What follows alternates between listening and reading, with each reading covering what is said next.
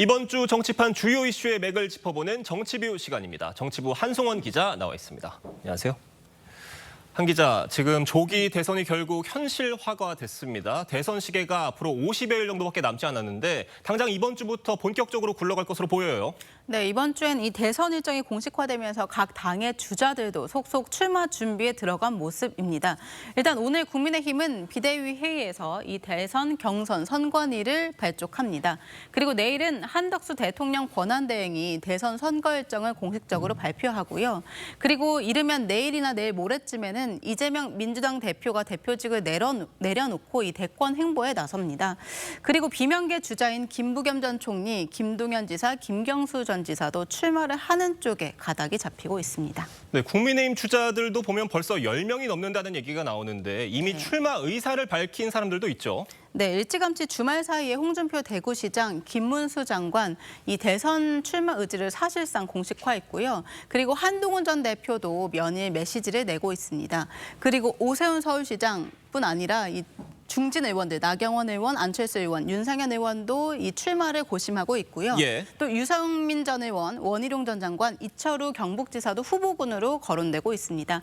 그리고 최경환 전 부총리 역시 주변에 출마 의지를 좀 내비쳤다고 하고요. 그리고 당내 일각에서는 한덕수 대행에게 이 출마를 요구하는 움직임도 감지되고 있습니다. 네, 결국 국민의힘 상황을 보면은 대선 주자들이 상대적으로 많은 상황인 건데 경선은 어떻게 진행이 되는 겁니까? 네, 국민의힘은 빠르게 경선 일정을 발표하고 1차 컷오프를 통해서 예비 후보를 추릴 것으로 보입니다.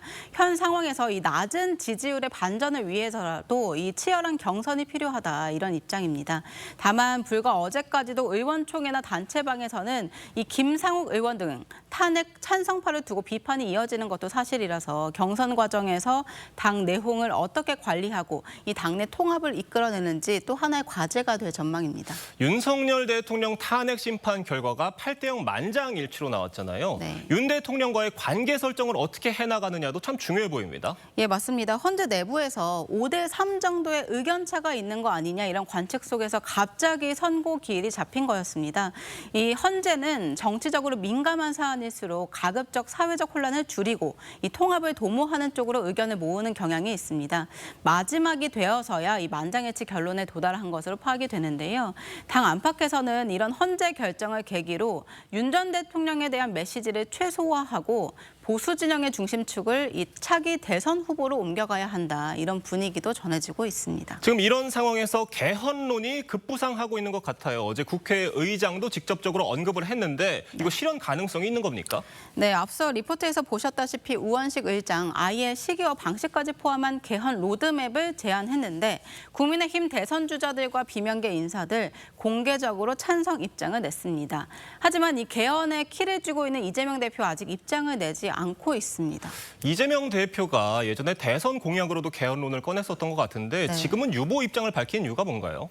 아무래도 임기 단축의 폭이 다르기 때문으로 해석됩니다.